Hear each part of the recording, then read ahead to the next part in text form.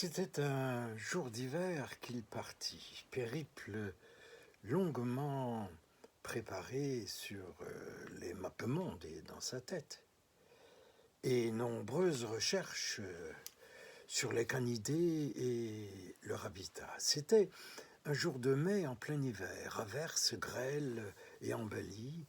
Il marchait au bord des champs en friche, à travers gadous et flaques et ornières.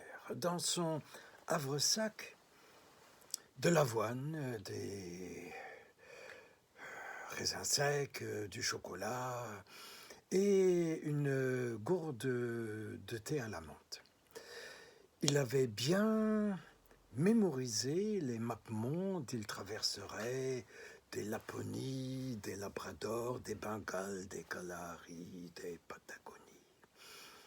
Marchant d'un pas résolu dans ses godasses à toute épreuve, renouvelant le contenu de son havresac dans les oasis, les souks, les épiceries campagnardes, les relais de montagne et les relais de plaine. Parfois, des dates étaient substituées aux raisins secs, mais qu'importe.